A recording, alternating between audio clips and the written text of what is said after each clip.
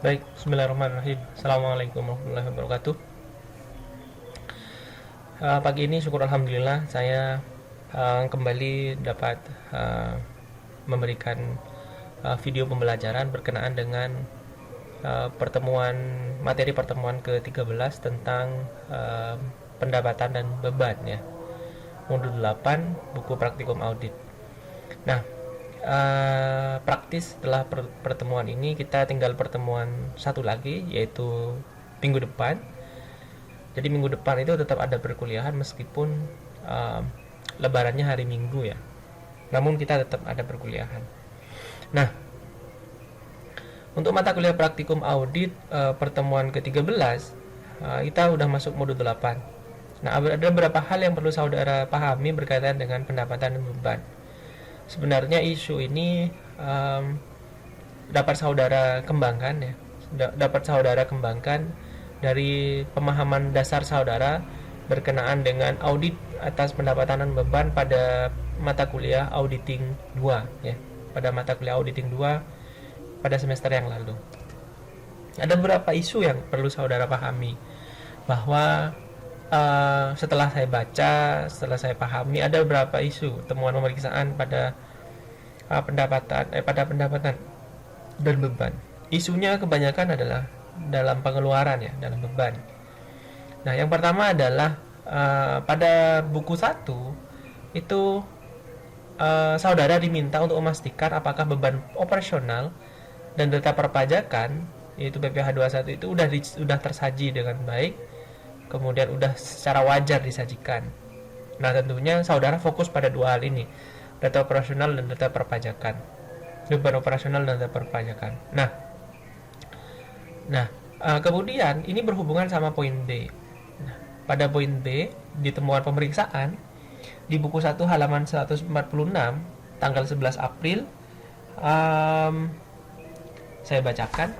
Jadi tanggal 11 April itu Bapak Runtung mewakili perusahaan memberikan sumbangan kepada panti asuhan.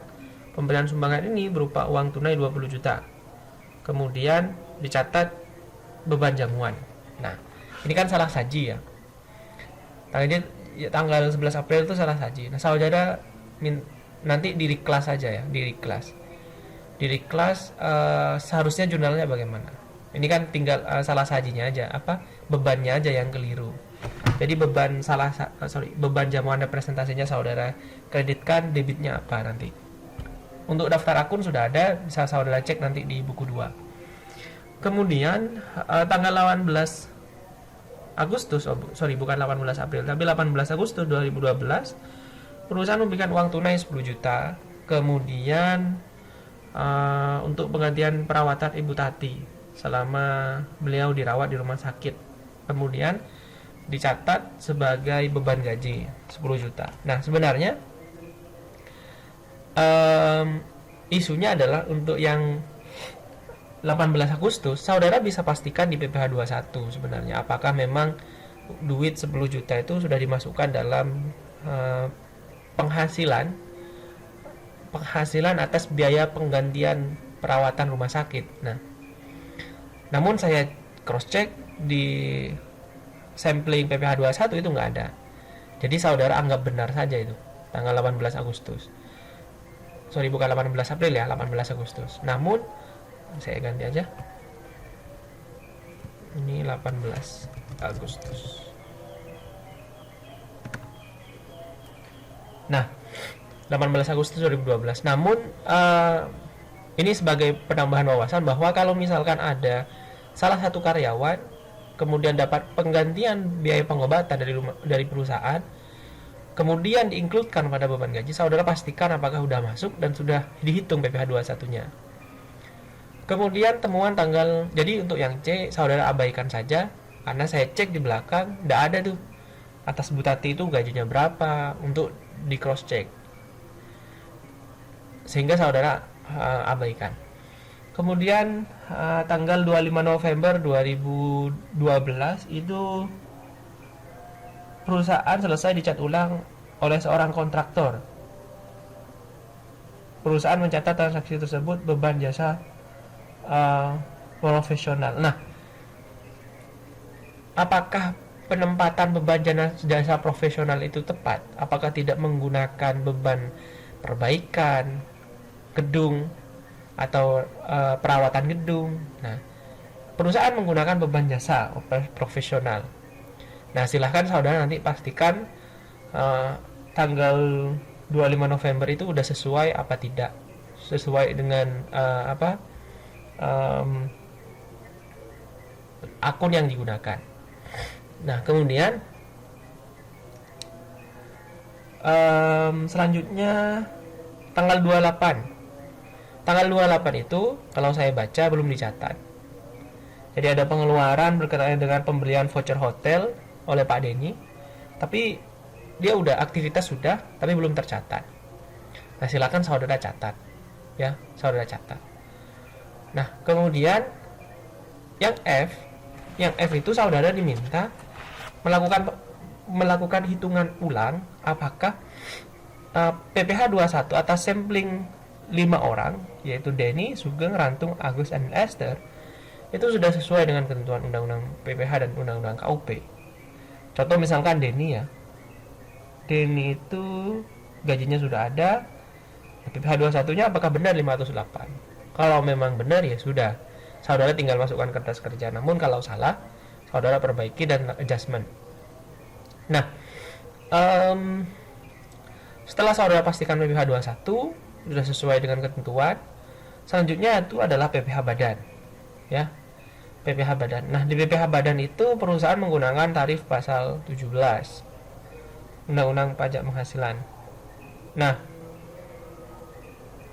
jadi kalau saudara perhatikan kan, kembali pada mata kuliah perpajakan, PPh badan itu kan tarifnya ada di pasal 17, ada pasal 31E Undang-Undang Pajak Penghasilan, kemudian ada di ada di PP 23 final. Nah, untuk PT Beta itu menggunakan pasal 17, ya. Nanti cek pasal 17 itu tarifnya berapa. Nah, kemudian Esther itu melakukan jurnal, ya. Dia mencatat beban pajak penghasilan, kemudian uang muka, PPh 22, 25, dan utang pajak. Nah, hitungannya yang saya ingin pastikan adalah apakah hitungannya udah bukan hitungannya. Saudara cek di kertas kerja itu awalnya itu berapa yang dia catat PPh 29. Kalau misalkan berbeda, maka saudara sesuaikan dengan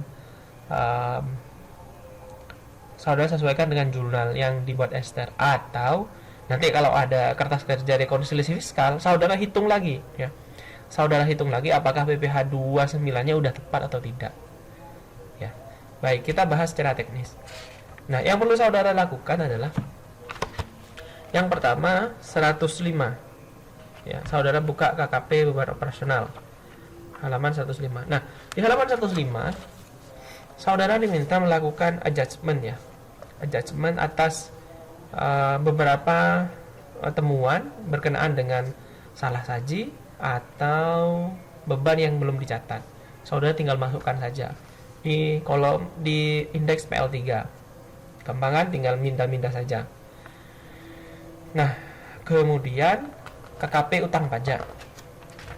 Nah, sebenarnya KKP utang pajak itu PPh 21 25. Nah, 25 12 juta, tapi tadi dicatatnya berapa juta itu? Esther mencatatnya 10 juta PPh 29-nya, utang PPh 25 atau 29-nya. Nah, bagaimana cara memastikan itu udah sesuai dengan hitungan? Saudara bisa kerjakan rekonsiliasi fiskal di halaman 110. Saudara pastikan itu hitungannya sudah benar. Kalau sudah benar, maka saudara lakukan judgment atas KKP utang pajaknya di PPh 29. Begitu juga diuji PPh 21. Apakah penghitungannya di buku 1 halaman 147 itu sudah sesuai dengan ketentuan Undang-Undang Pajak Penghasilan? Caranya adalah saudara masukkan di halaman 19 uji PPh 21. Dan yang terakhir yaitu uji PPh 25 itu berkenaan dengan angsuran yang mereka bayar dan jumlahnya apakah sudah sesuai dengan jurnal yang dibuat oleh Esther 147. Halaman 147. Nanti saudara sesuaikan, ya. nanti saudara sesuaikan. Baik, saya ulangi.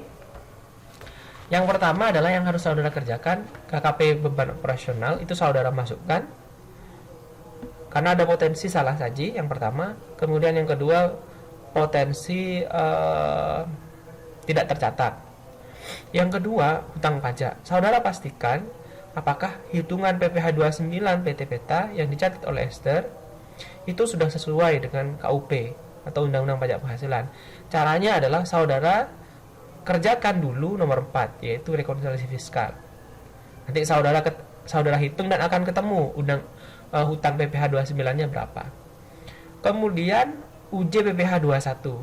Nah, PPh 21 itu di halaman 147 buku 1 itu sudah ada tuh daftar gaji atas 5 orang di sampling. Saudara masukkan ke kertas kerja halaman 109 dan hitung apakah hitungan perusahaan sudah tepat. Kemudian rekonsiliasi fiskal itu saudara nanti hubungannya sama poin kedua untuk memastikan hutang pajaknya udah sesuai apa belum. Yang terakhir, PPh 25 saudara hanya input saja dari dokumen surat setoran pajak yang ada di halaman 100 dokumennya ada di, nanti saudara cek tadi dokumennya saya sempat lihat entah di buku 1 atau di buku 2 surat setoran pajaknya untuk PPh 25. Nanti saudara rekap dan saudara jumlahkan apakah, hanya memastikan ini aja, apakah jumlah yang saudara rekap itu sudah sesuai dengan PPh 25 yang dicatat oleh Esther senilai 24 juta. Baik, itu saja yang dapat saya sampaikan. Untuk pertemuan ke-13, saya melihat trennya pada pertemuan ke-12 yang lalu, saya sudah memberikan penjelasan tentang aset tetap. Namun view-nya hanya 50 saja. Ini kan 4 kelas ya. 4 kelas, anggap 50 lah. 50 kali 4, 200. Mestinya 200 lah yang menyimak, melihat video itu. Saya tuh membayangkan bagaimana ya mereka mengerjakan ya. Mahasiswa itu mengerjakan. Yang pasti yang saya perhatikan paling triafidatur itu yang lihat. Nggak tahu yang lain. Hanya 50 saja. Jadi saya ambil kebijakan untuk pertemuan ke-13 tidak ada tugas. Tapi saya meminta saudara kerjakan itu kertas kerja ini 1 sampai 5 dipersiapkan karena nanti UAS-nya saudara akan mengumpulkan semua kertas kerja yang saudara kerjakan dari pertemuan pertama. Jadi modul 1 sampai modul 9 ya. Minggu depan kita bahas tentang penyelesaian audit.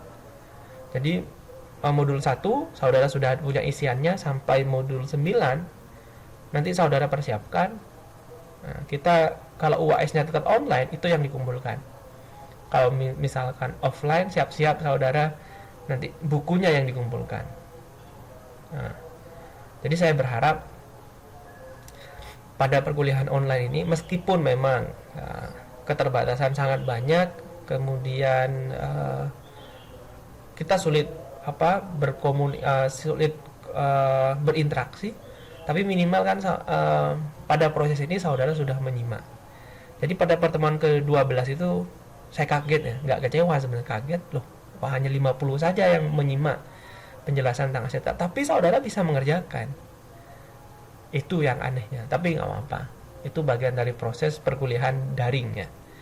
Jadi untuk pertemuan ke-13 tidak ada tugas ya. Pertemuan ke-13 tidak ada tugas. Biasanya ini nanti akan ada yang bertanya, ini maksudnya gimana Pak? Ada tugas. Nah, mestinya menyimak dulu videonya baru nanti akan mengerti apa yang harus dikerjakan. Ya, saya ulangi, jadi pertemuan 13 tidak ada tugas. Saudara saya minta untuk menyiapkan formnya. Ya, form ini 1 sampai 5, kemudian saudara sambil isi. Ya, sambil diisi, kemudian nanti pertemuan 14 kita rekap penyelesaian audit. Nah, baru di pertemuan